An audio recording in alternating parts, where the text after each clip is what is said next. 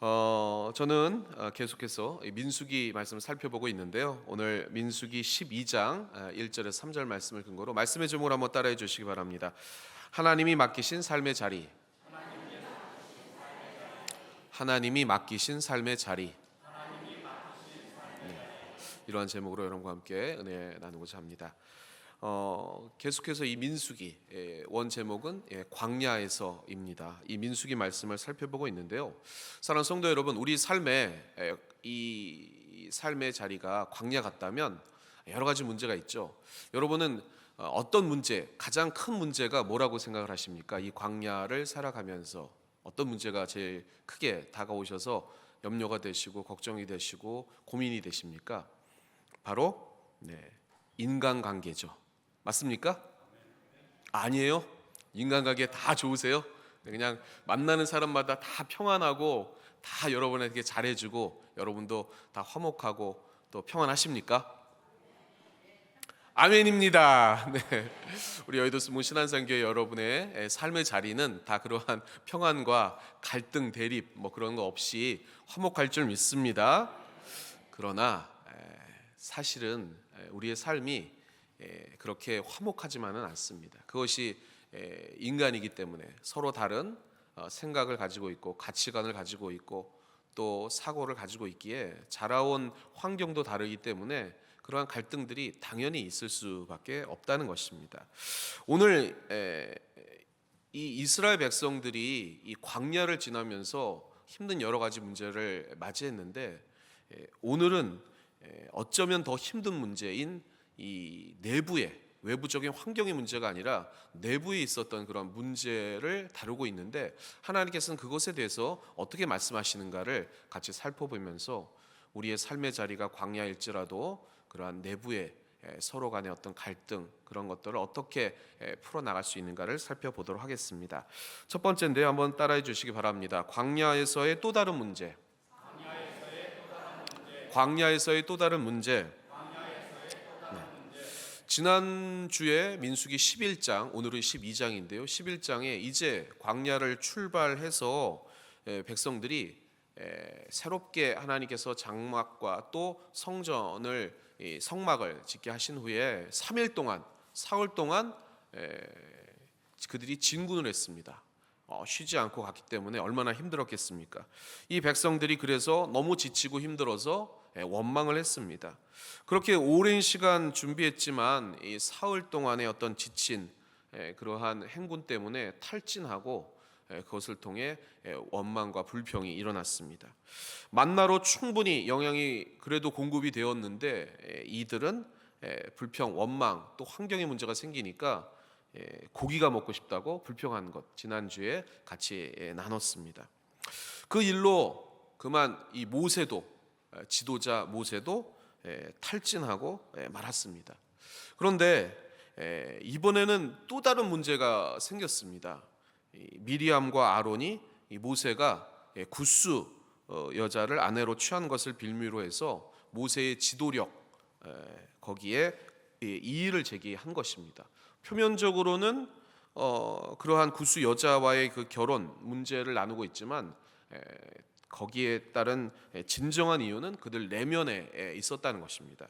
그게 오늘 본문 말씀 1절인데요. 우리 1절 말씀 같이 한번 합독해 보겠습니다. 모세가 굿수 여자를 취하였더니 그 굿수 여자를 취하였으므로 미리암과 아론이 모세를 비방하니라. 아론과 미리암은 누구죠? 모세의 형과 누이입니다. 가족이죠. 이 가족이 이 자기 가족 구성원인 모세를 지금 비방했다는 것입니다. 이스라엘의 지도자들로서 모세를 돕는 위치였던 이 미리암과 아론이 그 근본적인 그 위치가 마음에 들지 않았는지 오늘 모세의 지도력을 비판하고 있는 것입니다. 그래서 이 사건의 본질은 뭐냐면요, 시기와 질투라고 할 수가 있는 것입니다. 정황상 미리암이 주동을 했고 거기에 아론이 수동적으로 동조를 한 것입니다. 왜냐하면 오늘 본문에 아론과 미리암이라고 하지 않고 미리암과 아론이라고 지금 이 아론 이름 앞에, 대제사장인 아론 이름 앞에 미리암이 나왔습니다. 그리고 여기에 비방하다라는 동사가 3인칭 여성 단수입니다. 그러니까 미리암이 대체적으로 지금 비방한 거죠. 거기에 수동적으로 지금 아론이 동조하고 있는 것입니다. 그래서 나중에 하나님께서는 이것을 통해서 미리암에게 징계를 하시고 아론은 징계를 받지 않았습니다. 여기에 구스 족속이라고 되어 있는데 이 구스 족속은 검은 피부색 함족 계통의 민족이었습니다. 모세가 아내 십보라가 죽은 후에 출애굽 때 따라 나온 족속들이 있었다고 했죠. 같이 따라 나온 족속들 중에 아마 이 구스 족속이 있었던 것 같습니다. 그래서 성경학자는 모세가 이 아내 십보라가 죽은 후에 재혼을 할 때 이 여러 가지 이스라엘 백성들이 출애굽에서 따라 나왔을 때 여러 가지 민족들 중에 한 족속과 같이 연합하고자 하는 그러한 의미에서 그러한 계획하에 이러한 재혼을 했을 것이다라고 추측하는 성경학자들이 많이 있습니다. 그 의견이 아마 맞을 것 같기도 합니다. 그런데 문제는 뭐냐면 우리가 아시다시피 출애굽기 34장이라든지 아니면 신명기 7장에 보면 언약의 순수성을 지키기 위해서 이방인과 결혼하지 통혼하는 것, 이것을 금지하는 걸 여러분이 아실 수가 있을 것입니다. 그래서 미리암이 얘기하고 있는 이 주장이 언뜻 보면 맞아 보입니다. 이방인과 결혼한 것에 대해서 이 비방을 한 것이 옳게 여겨질 수도 있다는 것입니다. 그런데 중요한 것은 하나님께서 이 모세가 아내가 죽고 재혼을 이방인과 한 것에 대한 아무런 언급이 없으셨다는 것입니다. 그런데 이 모세의 행동을 윤리적으로나 신앙적으로 하나님께서 뭐라고 하시지 않았는데 이 지금 미리암이 그것을 문제 삼고 이 모세의 지도력을 지금 뭐라고 하고 있는 것입니다. 그것을 가족 구성원이기도 하고 그리고 또 가까운 이 모세를 지근거리에서 보좌하고 있는 사람들이 그랬다는 것입니다. 왜 그랬을까가 2절에 나와 있습니다. 우리 2절 말씀 같이 한번 합독해 보겠습니다. 그들이 이르되 야훼께서 모세와만 말씀하셨느냐 우리와도 말씀하지 아니하셨느냐 하매 야훼께서 이 말을 들으셨더라. 네. 미리암의 생각에는 내가 모세보다 못한 게 뭐가 있느냐, 즉 이스라엘에 대한 지휘권을 같이 공유해도 될 것이다 라고 생각을 했다는 것입니다. 모세의 결혼 문제를 들먹거렸지만 본질적으로는 아마 이 자기 주장을 자기가 하고 싶은 것들을 합리화하기 위한 그러한 장치의 말이죠.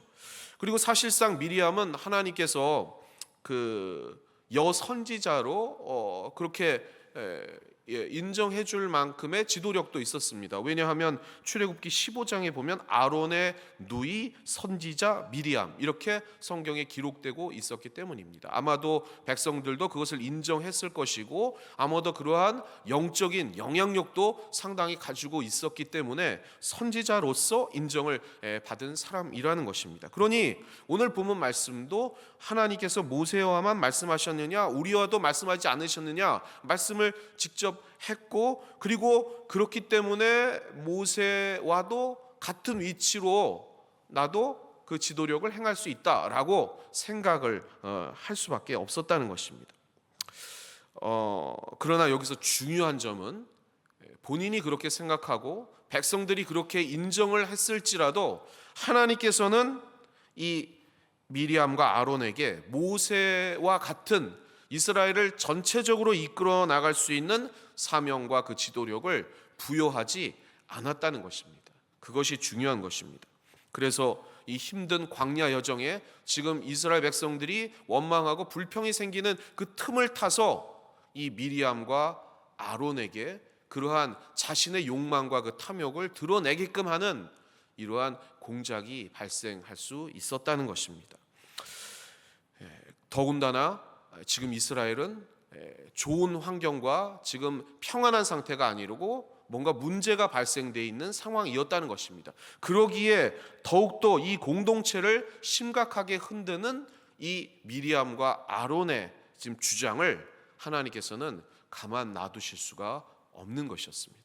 그래서 오늘 이 본문 말씀에 중요한 말씀이 한번 따라해 주시기 바랍니다. 야훼께서 이 말을 들으셨더라.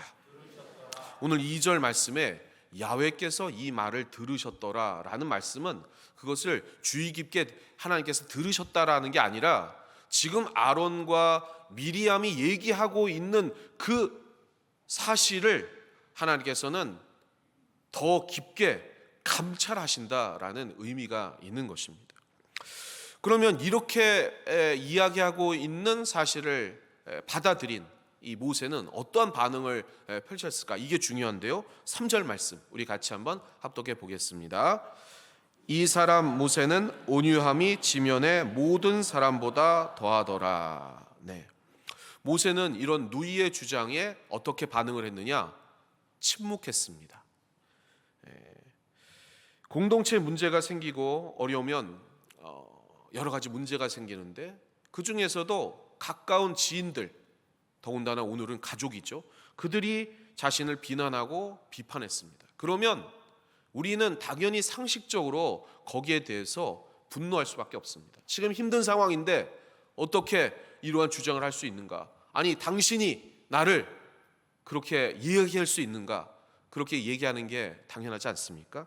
그런데 오늘 본문 말씀에 모세는 온유함이 지면의 모든 사람보다 더하더라 이렇게 얘기하고 있는 것은 뭐냐면 그럼에도 불구하고 온유함, 이 히브리어로 아마운데요, 이건 핍박받음, 가난함, 그다음 비천함이라는 것입니다. 그런 주장을 피웠을 때 자신이 더 낮아져서 침묵하고 그것에 인내했다라는 것입니다. 그래서 모세는 온유함이 지면의 모든 사람보다 더하더라 라는 것을 지금 강조하고 있는 것입니다. 그러한 사각의 비난을 받아도 그것을 감내하고 침묵하고 있었다라는 것을 더 강조하기 위한 이 이야기라는 것입니다. 죄로 인해 타락한 우리 인간의 살아가는 삶은 반드시 공동체 안에서 문제가 생기고 어려우면 갈등이 생기고 비난하고 또 대립하고 그리고 원망하는 것이 당연합니다. 그런데 모세는 그 일에 대해서 침묵하고 조용히 넘어가려고 했다는 것입니다. 그런데 문제는 하나님께서는 모세처럼 조용히 넘어가는 것이 아니라 그것을 문제 삼으신 것입니다. 이 하나님이 이 말을 들으셨더라라는 하나님의 그 감찰, 그거에 우리도 귀를 기울이고 우리의 삶에도 그러한 문제가 생겼을 때 더 인내하고 그것을 심사숙고하고 그리고 거기에서 하나님의 뜻이 무엇인지를 발견해 나갈 수 있는 인내의 마음, 그것이 반드시 필요하다는 것입니다. 그러한 여러분 되시기를 주님의 이름으로 부탁을 드리겠습니다.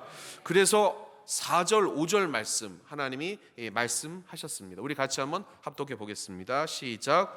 야훼께서 갑자기 모세와 아론과 미리암에게 이르시되 너희 세 사람은 회막으로 나오라 하시니 그 세 사람이 나아가매 야훼께서 구름 기둥 가운데부터 강림하사 장막문에 서시고 아론과 미리암을 부르시는지라 그 두 사람이 나아가매. 여기서 4절에 갑자기라는 말이 나오죠. 이 갑자기라는 말이 성경에서 좀처럼 보기 드문 장면입니다. 하나님이 갑자기 뭘 하신다, 그런 경우가 없습니다. 이미 계획하시고 또 하나님의 방법으로 이끌어 가신 주님이 갑자기 뭘 하신다는 게 성경엔 드문 일인데 오늘 이렇게 이 단어를 쓴 이유는 뭐냐면 모세는 가만히 있었지만 하나님께서는 그것을 가만두지 않으신다, 눈여겨보신다라는 것을 강조하고 있다는 것입니다. 그래서 5절에 하나님이 어떻게 하셨습니까? 구름 기둥으로부터 강림을 직접 하셨습니다. 왜냐하면 지금 모세의 반대점에 서 있는 미리암과 그리고 아론이 뭘 언급을 했냐면 하나님도 우리와 지금 대화하지 않으셨느냐, 말씀을 우리도 듣고 그리고 그것을 통해서 우리가 이스라엘 백성들을 이끌어가지 않았느냐라고 했는데 하나님께서는 그것을 문제 삼으시고 이 모세를 친히 내가 이스라엘 백성들을 지도하려고 특별히 이 사람을 세웠고 그리고 내가 친히 강림해서 지금 너희들을 불러서 얘기를 하는데 모세처럼 내가 직접 대화하고 그리고 얘기한 사람은 이 모세 혼자뿐이었다. 그러니 너희들의 말은 맞지 않다라는 것을 직접 심판하시고 말씀해 주고자 하신 그러한 의도가 있었다는 것입니다. 그래서 이 얘기를 들은 아론은 즉각적으로 모세에게 용서를 구하고 하나님 앞에 중보해달라고 얘기를 했습니다. 왜냐하면 이 얘기를 듣고 하나님께서 10절에 보면 미리암이 나병이 들어가지고 그리고 발병이 돼서 그렇게 하나님의 징계를 받았기 때문입니다.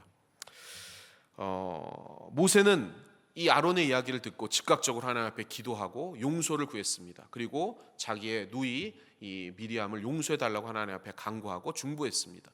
그럴 때 하나님께서는 이레 동안 7일 동안의 근신 기간을 둬서 이 백성만에 보여서 이스라엘 백성들이 다 보는 앞에서 나병이 들림을 그것을 보게 했고, 그리고 이 미리암은 그 7일 동안 근신하도록 하나님 앞에 명령을 받았다는 것입니다.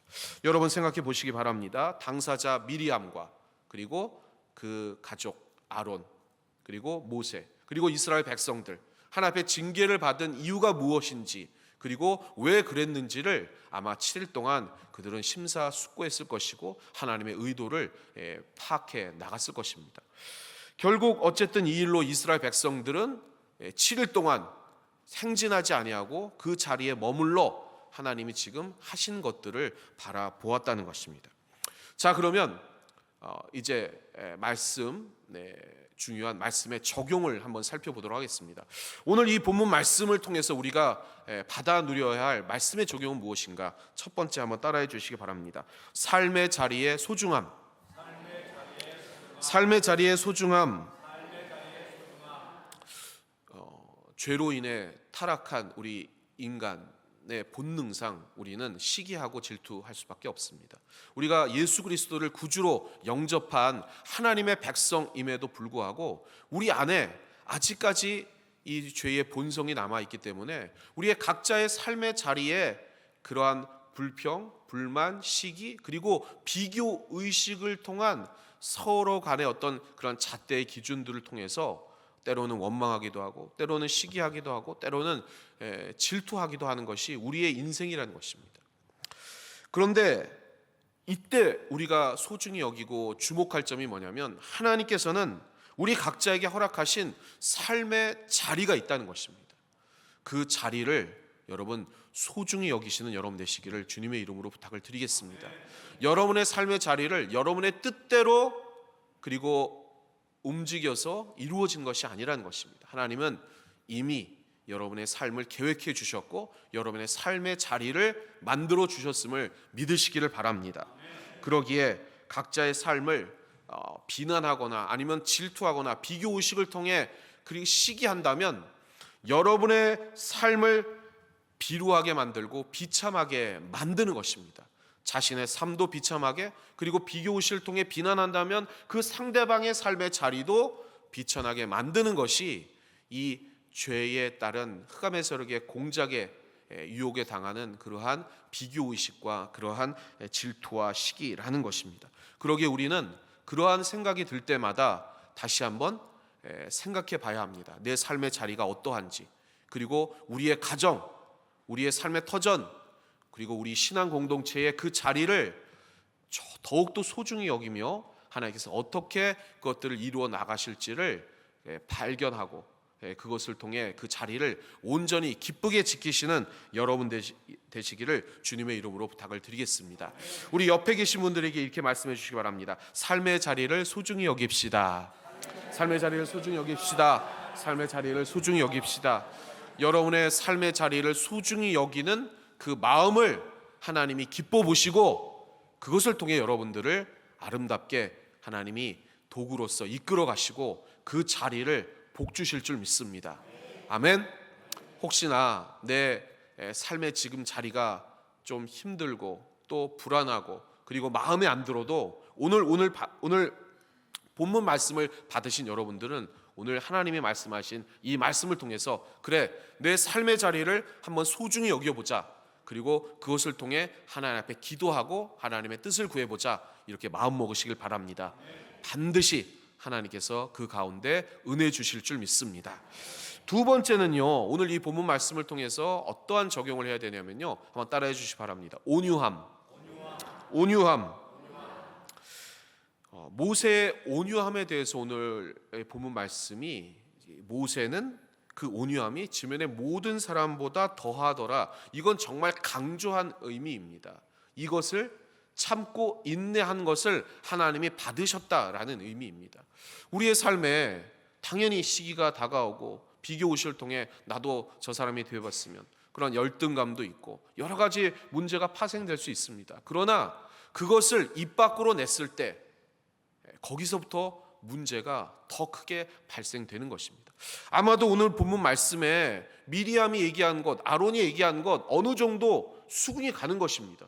이방 여인과 결혼했던 것도, 그리고 나도 하나님과 이렇게 소통하고 대화하지 않았느냐, 나도 이 백성들을 이끌어갈 어느 정도의 영향력을 갖춘 것이다. 그러니 모세 너의 지도력보다 내가 더 나을 수도 있다. 어떻게 보면 맞는 말일 수 있다는 것입니다. 그러나 그 말을 듣고 모세가 아니다, 반박을 하거나 분노하거나 화를 냈다면 하나님께서 그것을 통해 다르게 아마 더 갈등이 퍼지고 이스라엘 백성들에게 더 어려움이 임했었을 것입니다. 그러나 하나님께서는 그것을 참고 인내한 이 모세를 기쁘게 받으시고 그를 통해 직접 강림하셔서 개입하시사 그 문제를 해결해 주셨다는 것입니다. 우리에게 갈등이 다가올 때, 지금 내가 뭔가 누명을 쓰고 내가 그거 아니라고 반박을 하고 싶어도 먼저 하나님께 침묵하시고 하나님의 뜻을 구하시길 바랍니다. 그러면 하나님께서 그 선에 응답해 주시고 그 문제를 직접 해결해 주실 줄 믿습니다. 그리고 그것이 더군다나 이 공동체 안에, 우리가 소수가 아닌 더 나아가 우리의 삶의 자리나 공동체에서라면, 여러분이 어느 정도의 영향을 갖춘 그러한 직분자라면 반드시 필요한 것이 이 온유함이라는 것입니다. 그를 통해 하나님께 이 사실을 맡기시고 하나님께서 콘을 풀어달라고 기도해 나가시는 여러분 되시기를 주님의 이름으로 부탁을 드리겠습니다. 말씀을 한번 정리해 보도록 하겠습니다.